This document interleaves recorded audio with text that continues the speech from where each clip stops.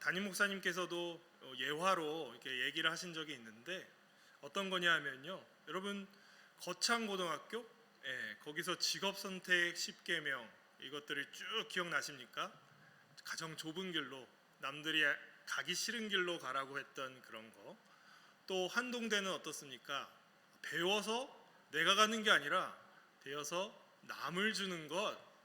멋지죠? 그렇습니다. 또 제가 알고 있는 어떤 대학교, 신촌에 위치한 연세대학교는요, 진리와 자유가 자신들의 어떤 하나의 이념이에요. 그리고 또 이 근처에 있는데요, 한양대라고 한 곳은 사랑의 실천이 자신들의 어떤 학교의 이념이 되는 것입니다. 멋지지 않습니까? 사랑의 실천. 그 사랑이 뭔지를 알아야지만 실천도 할 수 있는 것 아니겠습니까? 지금 제가 언급한 학교들은요, 기독교 학교로 시작을 했던 것입니다. 연세대학교만 해도 어떻습니까? 언더우드 선교사가 와서 외국인 선교사가 학교를 설립했고 그 가운데 복음이 그 학교를 통해서 시작이 되었던 것이죠. 한양대도 마찬가지라고 들었습니다. 기독 정신으로 시작을 했던 학교인데요. 지금 어떤지 아십니까? 채플이란 그런 수업도 거의 없고요.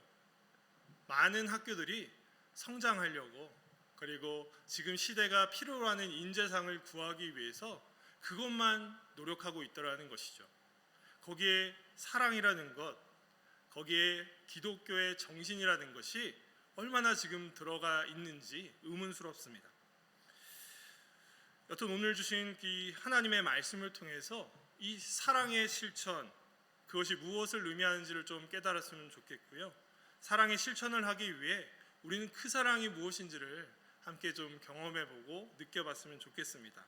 그러시면서 오늘 2021년도 마지막 이 수요 예배의 말씀을 통해서 큰 은혜 있기시기를 축복합니다.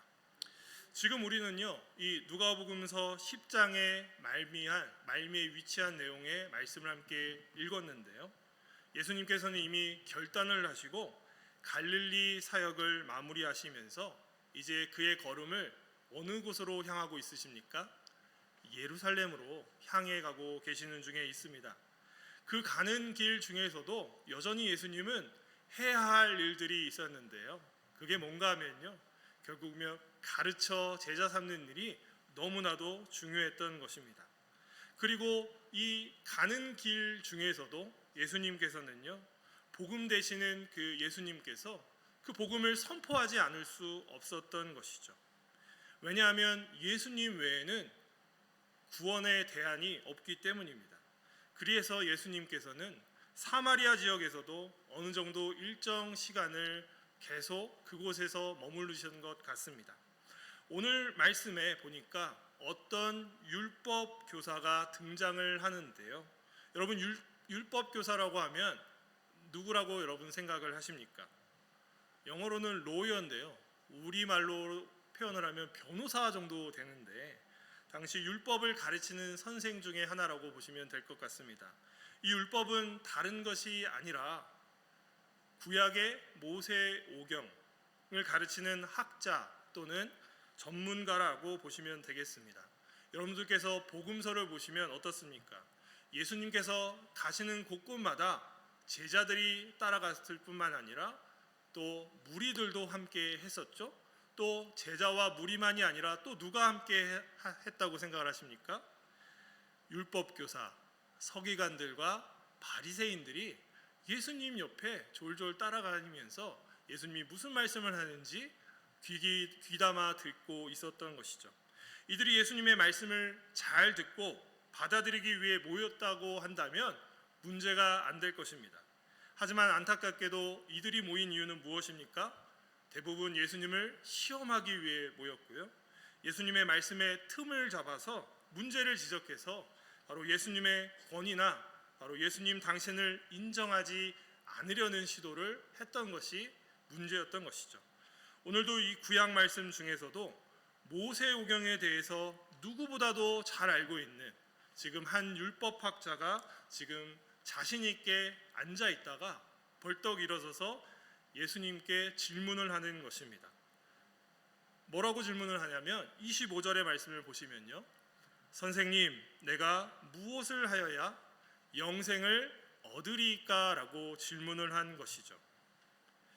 지금 성경 전문가인 율법학자가 예수님께 이런 질문을 하고 있는데요, 나름 예수님을 선생님이라고 호칭한 것은 존중의 표현으로 여길지 모르겠지만 앞서서 언급된 것처럼 시험하기 위해서 바로 예수님께로 접근한 것이기 때문에 어떻게 보면 겉과 속이 다른 지금 율법학자의 모습을 볼 수 있는 것이죠.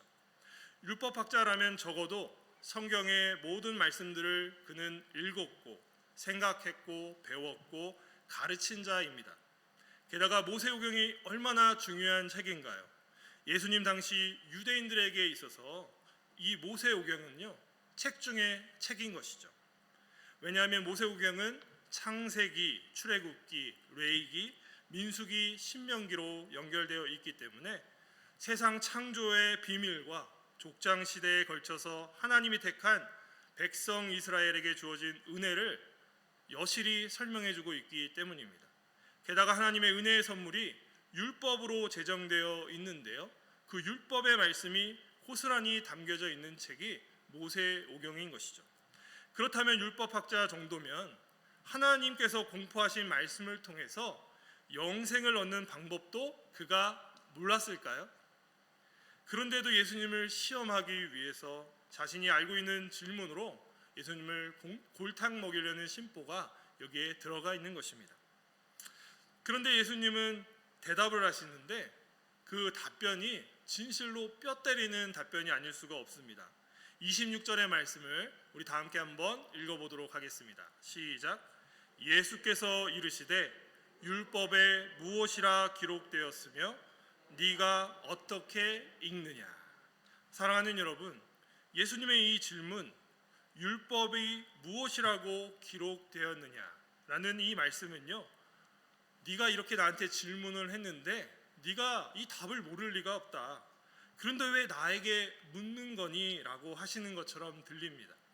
기록되어 있는 말씀이 진실로 하나님의 말씀이라고 믿는다고 한다면요, 그것을 읽는 방식도 믿음의 눈으로 읽어야 될 것이고 해석을 해야 할 것이 맞는 것입니다.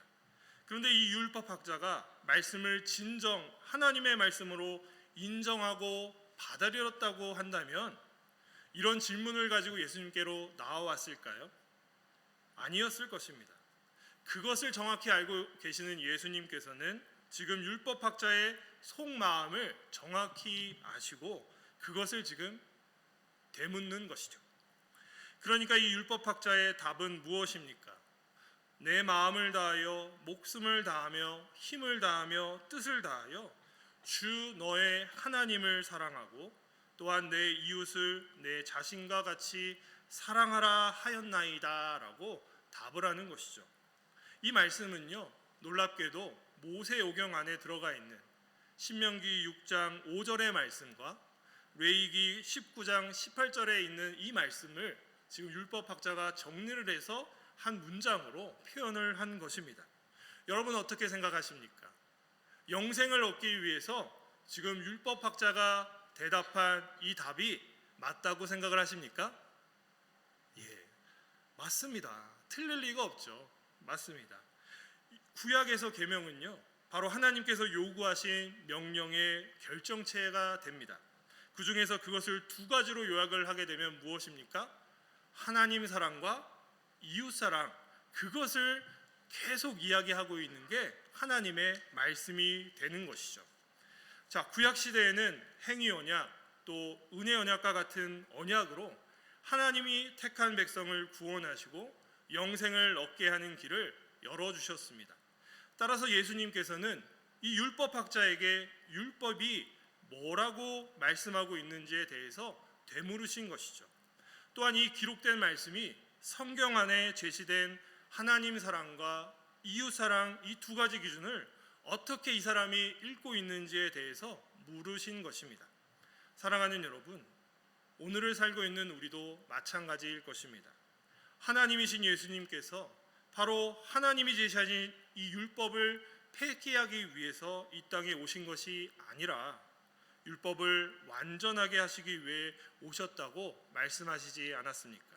그렇다면 이 기록된 하나님의 말씀대로 믿고 순종하여 따라가다 보면 영생이라는 것은 보너스로 주어지는 것이죠.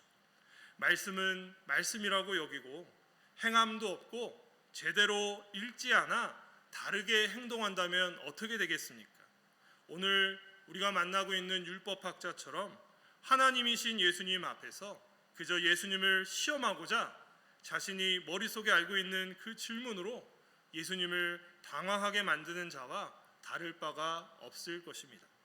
우리는 2021년도 이 한 해를 마무리하는 중에 있습니다.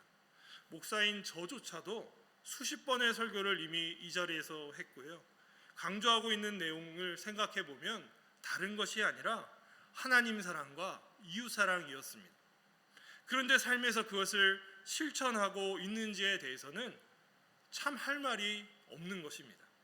여러분은 어떠십니까? 코로나19의 두려움으로 인해서 내 한 몸 챙기기도 힘들다고 생각하고 그렇게 말하고 있는 그런 우리들의 모습들이 있지 않습니까? 그렇기 때문에 하나님 사랑하는 것도 어렵고 이웃도 사랑할 수 없다라고 그렇게 이야기하고 푸념하는 게 우리들 아닙니까?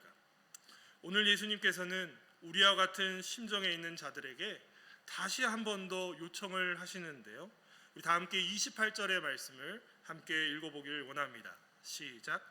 예수께서 이르시되 네 대답이 옳도다. 이를 행하라. 그리하면 살리라 하시니. 아멘. 사랑하는 여러분, 여기에 답이 있습니다. 다 알고 있어요. 이미 하나님의 말씀을, 주옥과 같은 말씀을 목사님들을 통해서 많이 듣고 있지만 그 말씀을 한마디로 요약하자면 하나님 사랑이고 이웃 사랑이라는 것을 저희 아이들도 알고 있습니다. 하지만 문제는 무엇입니까? 삶에서 그 사랑을 실천하지 못하는 것이 우리들의 문제가 아니고 무엇이겠습니까? 이미 성경 지식과 관련돼서는 우리 대한민국의 기독교인들이 세계적인 수준에 있다고 저는 봅니다. 유대인처럼 하브루타와 같은 밥상머리 교육이 또 그렇게 발달되진 않았지만 학원이라는 시스템이 너무 잘 발달돼서 이미 아이들은 너무나도 모르는 게 없어요. 또한 유튜브가 활짝 열려서 자신들이 원한다면 필요한 시간에 어느 장소에든 하나님의 말씀을 또 들을 수가 있는 그런 상황이 되었던 것입니다. 그런데도 불구하고 우리는 실천하지 못하는 것이 우리의 하나의 숙제이자 문제인 것이죠. 예수님께서는 이미 많은 것을 알고 있는 이 율법 학자에게 또 다른 새로운 어떤 것을 가르쳐 주시지 않으십니다. 그래서요, 예수님께서 말씀하시는 것은 무엇인가 하면 율법 학자가 이미 알고 있는 그 지식이 바로 영생을 얻는 구체적이고 살아있는 지식인데 그것을 율법학자는 머리로만 알고 있지 행함이 없었고 진실된 사랑으로 이 하나님의 기록된 말씀을 보지 않았을 뿐만 아니라 말씀대로 살아가지 않았음을 지적하고 계시는 것입니다. 우리는 어떻습니까? 하루에도 일주일에도 우리는 이 말씀을 수도 없이 듣습니다. 그 말씀을 요약하면 하나님 사랑과 이웃 사랑인데요. 그럼에도 불구하고 이 사랑을 관념적으로만 생각할 뿐 우리의 삶으로 행함이 없이 살아가다 보니까 그냥 뜬구름 잡는 사랑이 되어버린 것이죠. 예수님은 오늘 율법학자만이 아니라 오늘 살아가고 있는 우리에게도 그것을 지금 지적하고 계십니다. 문제는 그것을 깨닫지 못한 채 다시 자신의 길을 가는 우리들 모습 아니겠습니까? 예수님의 말씀대로 이를 행하기만 하면 살 수 있는 것을 행하지 않아서 영생을 엉뚱한 데서 구하고 있는 자들이 얼마나 많이 있습니까? 그런데 이번에는 이 율법학자가 자기를 옳게 보이려고 두 번째 질문을 하게 되는데요. 우리 29절의 말씀을 다 함께 한번 읽어보도록 하겠습니다. 시작. 그 사람이 자기를 옳게 보이려고 아멘. 누가 내 이웃입니까? 라는 질문을 이 율법학자가 왜 했을까요? 여러분, 이웃이란 누구인가 하면요, 이웃은 나와 가까이 있는 자가 이웃입니다. 맞죠? 나와 함께하는 자가 이웃입니다. 이웃같이 행동을 한다는 것은 무엇일까요? 제가 어제 저희 교구 신방을 우리 한 목자님과 함께 갔다 왔습니다. 교회에서 바리바리 준비한 것들을 나눠드리려고 갔던 것인데요, 정작 받아야 될 분은 그 집에 계시지 않았어요. 그런데 저한테 부탁을 하신 것이 바로 당신이 사시는 곳 옆 집에 벨을 눌러서 그분한테 부탁을 해달라는 거예요. 맡겨야 될 것을 좀 부탁을 해달라는 거예요. 그래서 그 옆 집에 가서 벨을 누르고 기다렸는데 아주머니가 나오시더니 제가 사정을 이야기하니까요, 아니 웬걸요, 키를 딱 들고 같이 가자는 거예요. 그리고 나서 정말 제가 드려야 될 그 집사님 댁에 문을 여시고 여기에 이제 놓으시면 된다고 이야기를 하시더라고요. 세상에 얼마나 서로 신뢰를 한다면 옆집 사람에게 자신의 키를 줄 뿐만 아니라 그분은 그것을 신뢰를 해가지고 이미 뭐 많은 걸 받으셨더라고요. 쌀도 이렇게 받아 놓으시고, 그런 것처럼 그렇게 진짜 이웃이 바로 옆에 있더라는 것이죠. 율법학자는요, 이 이웃이라는 개념을 바로 예수님이 어떤 관점에서 바라보는지에 대해서 알아보기를 원해서, 아니 시험하고자 이런 질문을 했던 것이고요. 그래야 자기 자신이 그래도 율법학자 위치에 있음을 보이기를 원했던 것입니다. 서로 사랑하라고 하는 이 계명의 경계가 어디까지인지에 대해서 물어놓는 것이 자신이 그래도 해야 할 역할이라고 봤던 것이죠. 이 의미는 자신이 유대인으로서 유대인까지가 이웃인지 아니면 이방인까지도 사랑을 하라라는 의미인지에 대한 질문이 아닐 수 없는 것입니다. 그렇게 이야기하니까 예수님이 말씀을 하시는데요, 하나의 이야기를 끌고 오셔서 지금 말씀을 하시는 것입니다. 이미 우리가 잘 알고 있는 내용 아니겠습니까? 어떤 한 사람인데요, 이 사람이 예루살렘에서 여리고로 내려가는 중에 강도를 만나게 된 것입니다. 이 사람이 어떤 사람이라고 표현이 되어 있기 때문에 이 사람이 유대인인지, 이 사람이 사마리아 사람인지 헬라인인지는 아무도 알 수 없는 것이죠. 그가 유대인이든 아니든 이처럼 예루살렘을 향해 올라가는 일도 험악하지만 강도가 쉽게 나타난다는 것을 우리는 상식적으로 이해를 할 수가 있습니다. 또한 예루살렘에서 내려갈 때에도 이러한 일들이 쉽게 벌어짐을 알 수 있는 것이죠. 강도들이 이 사람의 옷을 벗기고 때려서는 반 죽은 사람으로 만들어버리게 됩니다. 강도니까 당연히 이 사람이 가진 것들을 다 가져가 버린 것이죠. 이제 등장인물이 셋이 등장을 하는데요, 첫 번째 인물은 누구냐 하면 바로 제사장입니다. 여러분, 제사장은 누구인가요? 하나님과 사람 사이에서 죄의 문제를 해결하는 역할을 하는 하나님의 기름 부음을 받은 종 아닙니까? 그런데 이 사람 제사장은요, 길을 가다가 거의 반 죽어가 있는 이 사람을 구하지 않고 어떻게 했습니까? 피하면서 지나가게 돼버립니다. 도대체 왜 이 제사장은 이런 행동을 해야 했을까요? 율법적으로 따져보면요, 죽은 사람 또는 죽은 시체를 건드려서는 안 되는 것이 율법입니다. 그런데 이 사람이 죽은 게 아니지 않습니까? 아직 숨을 쉬고 있는 살아있는 생명체예요. 그렇다면 죽어가는 사람을 살리기 위해 제사장이었다면 가까이 다가가서 그의 생명을 살리기 위해서 뭐라도 했어야 옳았지만 그냥 그 사람이 반 죽어 있는 그것만 보고는 제사장은 죽었다고 간주를 하고 근처도 가지 아니하고 자기 길을 가버린 것입니다. 또 두 번째로 인물이 등장을 하는데요, 이 사람 누구인가요? 한 레인이라고 설명을 하고 있습니다. 여러분, 레인은 누구인가요? 제사장을 도와서 하나님을 함께 예배하고 거룩한 삶을 살고자 몸부림치는 자가 레인입니다. 예수님 당시에는 제사장, 레인들은요, 다른 엄청난 신분을 가지고 있는 자들이 틀림이 없습니다. 특권층이나 다름이 없는 것이죠. 이들이 율법을 모를 리가 없습니다. 평범한 사람들과 비교할 수 없을 정도로 공부도 했고 글도 읽고 쓸 줄 아는 확률이 높았던 것이죠. 그런데 이 두 번째 등장 인물 또한 어떠합니까? 제사장이 했던 행위처럼 보지 않은 것처럼 그냥 피해서 도망가 버리게 됩니다. 이제 세 번째 인물이 나오는데요. 그 사람 누구라고 지금 설명을 하고 있습니까? 맞습니다. 어떤 사마리아 사람이라고 지금 답을 하고 있습니다. 사실 유대인이 예수님의 이야기를 들었다라고 한다면 신분상의 계층을 자연스럽게 생각을 해볼 텐데요.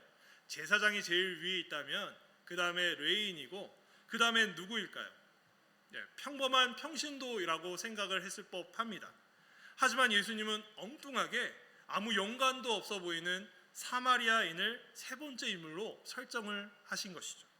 이 사마리아인을 우리 유대인들이 무시하는 인종이기도 합니다.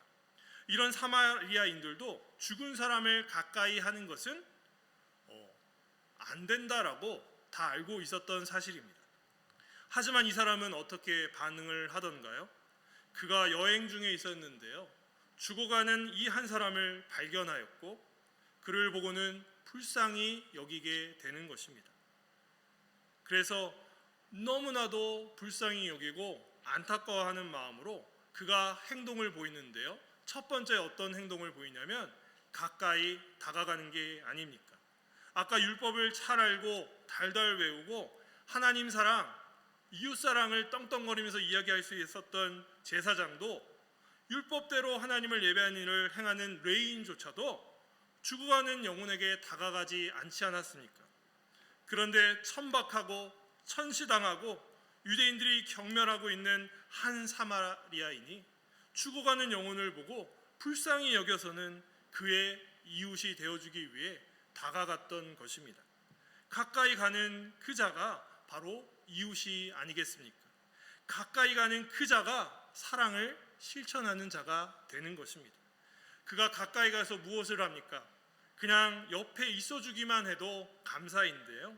이 사마리아인은 자신이 가지고 있는 구급약품을 풀게 됩니다. 무엇인지 아십니까? 그가 가지고 있었던 구급약품은 너무나도 필요한 약품인데요.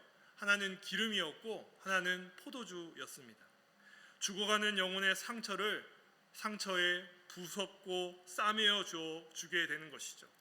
그리고 자기가 타고 왔던 짐승에 태워서는 편히 쉴 수 있도록 주막으로 데리고 가게 됩니다. 거기서 또 어떡합니까?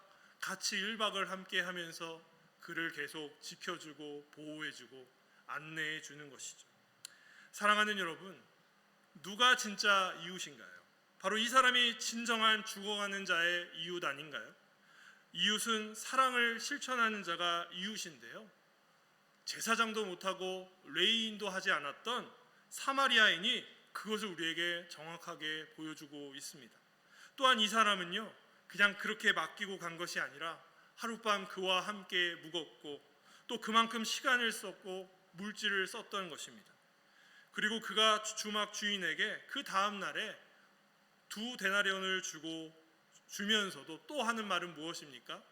이 사람을 잘 돌봐달라고 부탁을 하면서 비용이 더 든다면 자신이 돌아올 때에 다시금 그 부족한 돈까지 챙겨주겠노라 이렇게 부탁을 하고 그는 갈 길을 가게 되는 것입니다. 사랑하는 여러분, 그는요 정말 죽어가는 그 영혼 옆을 떠날 때에도 그를 위해 더 주려고 했던 자가 바로 이웃인 것입니다. 예수님은 이렇게 이야기를 잘 마무리하시고는 자신을 옳게 보이려고 했던 율법학자에게 질문을 하는 것이죠.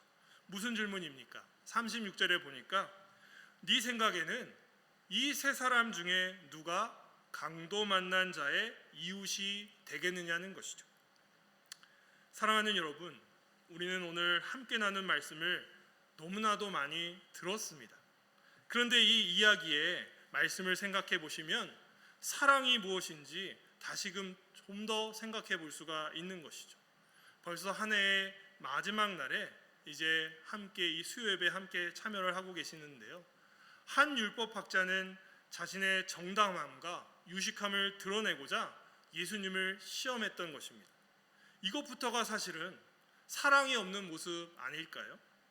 예수님을 사랑한다면, 하나님을 사랑한다면 이런 질문을 할 이유가 없는 것이죠. 그럼에도 불구하고 율법학자는 그런 질문을 했던 것입니다. 우리도 마치 율법학자처럼 그렇게 따져들 때가 있지 않습니까?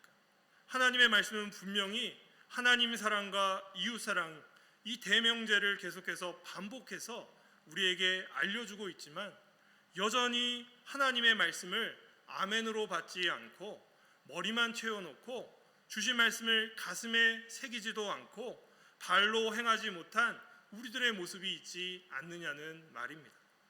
또한 예수님께서는요, 이 예화를 통해서 다시 한번 우리에게 귀한 것을 깨닫게 해 주시는데요. 저는 오늘 이 말씀을 준비하면서 갑자기 눈물이 나오더라고요. 오늘 새벽에 갑자기 눈물이 나오는데, 이 사마리아인의 섬김이 마치 예수님의 섬김과 같아 보였기 때문입니다. 세상에는요, 잘난 사람들이 너무 많습니다. 자신의 학식을 자랑하는 사람도 있고, 가진 것을 자랑하길 원하고, 사람들 앞에 서서 의롭다고 하는 자들이 그렇게 많아 보입니다. 그들은 안타깝게도 진정한 사랑을 행하시기 위해 이 땅에 오신 예수님을 구주로 영접하지 않은 그런 어리석음을 보이지 않았습니까? 그런데 우리 구주 예수님은 어떠하십니까? 남들이 알아주지 않는 모습으로 말 구유에서 나셨고요. 아무도 알아주지 않는 목수 요셉과 마리아에게서 30년간 그런 삶을 살았던 것입니다. 그리고 3년의 공적 생애를 통해서 예수님께서 보여주신 것은 무엇입니까? 자랑, 교만이 아닌 겸손과 사랑이었습니다. 사마리아인이 예수님이라고 한다면 죽어가는 그 한 사람은 바로 여기 서 있는 저였고 바로 앉아 계시는 여러분들인 것입니다. 죽어가는 그 한 사람을 살리기 위해 이 땅에 오신 분이 보여준 사랑을 여러분 보고 계시는 것입니다. 자신의 살과 피를 우리를 위해 십자가에 바치신 분이 예수님이십니다. 그분의 찢김과 찔림과 그분의 상처로 말미암아 우리가 나음을 입었음을 우리는 너무나도 잘 알고 있는 것입니다. 그분은 말 그대로 아무것도 아닌 죄와 사망에 빠져 죽을 수밖에 없는 우리를 살리기 위해 자신의 한 몸을 던져 주신 분이십니다. 그리고 예수님은 십자가에 달려 돌아가셨고요. 3일 만에 부활하신 후에 승천하신 뒤에도 하늘 보좌 우편에서 여전히 우리를 위해 중보하고 계시는 중보자 되십니다. 이 사마리아인이 끝까지 이 죽어가는 영혼을 보살피기 위해 여관 주인에게 그렇게 부탁을 했던 것처럼 예수님이 우리의 중보자가 되어주셔서 우리가 하늘나라 갈 때까지 바로 우리를 위해 계속적으로 중보해 주신 분, 그분이 바로 우리 구주 예수님이심을 믿으시기 바랍니다. 사랑하는 여러분, 그렇습니다. 우리는 예수님의 은혜로 하나님의 크신 사랑을 경험하고 있는 여전히 부족한 자 아닙니까? 하나님은 이런 부족한 자에게도 그리스도 예수를 통해 그 크신 사랑을 경험케 해 주셨습니다. 이제 이 연말 시점에 우리가 생각해 봐야 할 것은 무엇인가요? 내가 높은 자가 아니라 내가 얼마나 낮은 자이고 내가 얼마나 부족한 자인지를 다시 한 번 더 깨닫는다면 예수님이 우리에게 한없이 보여주신 그 크신 사랑이 우리의 머리에서 끝나는 것이 아니라 가슴에 깊이 새겨질 뿐만 아니라 이제는 온전한 그 사랑을 실천하겠노라 다짐하는 그 마지막 한 해가 될 줄로 믿습니다. 사랑하는 여러분, 우리는 예수님처럼 우리 스스로를 낮출 수 있어야 됩니다. 겸손의 왕으로 오신 예수님을 본받아서 참사랑을 받은 자로서 하나님 사랑과 이웃 사랑을 말만이 아닌 행함으로 이제는 보여야 될 줄로 믿습니다. 사랑하는 여러분, 이제 주신 말씀을 마치기를 원합니다. 하나님 사랑과 이웃 사랑은요, 기독교의 핵심 원리가 아니겠습니까? 이 사랑은 하나님께서 우리에게 완전하게 보여주신 놀라운 사랑인 것입니다. 이 원리를 모르는 자는 아무도 없습니다. 하지만 내 안에 가진 이 스스로 의로운 척하는 마음으로 인해서 사랑의 실천이 없이 살아가고 있음을 우리는 온전히 주님 앞에 회개해야 할 것입니다. 그리고 내 안에 참 하나님의 사랑으로 인해 예수님이 우리에게 보여주신 이 사랑의 실천과 같이 바로 우리도 그가 받은 사랑을 입으로, 마음으로, 몸으로 실천하겠노라고 다짐해 보기를 축복합니다. 그 사랑의 실천 중에 우리가 할 수 있는 것은 무엇일까요? 바로 예배 자리에 나오는 것이고, 그 예배 자리에서도 하나님의 거룩한 말씀을 받고 이제는 온전히 기도함을 통해서 성령님이 일하시기를 간절히 올려드리는 것일 것입니다. 우리는 특세 가운데 있는데요, 여러분 이제 특세의 절반이 지나갔습니다. 이제 마지막 후반전에 이제 위치해 있는데 더 마음을 담아서 그 특세의 시간을 통해 하나님의 그 끊을 수 없는 사랑을 발견하시고 다시 한번 성령님이 우리가 기도할 때에 진정한 사랑의 실천이 이루어질 줄 믿음으로 나아갈 수 있는 여러분들의 귀한 인생이 되시기를 구주 예수님의 이름으로 축원합니다. 아멘.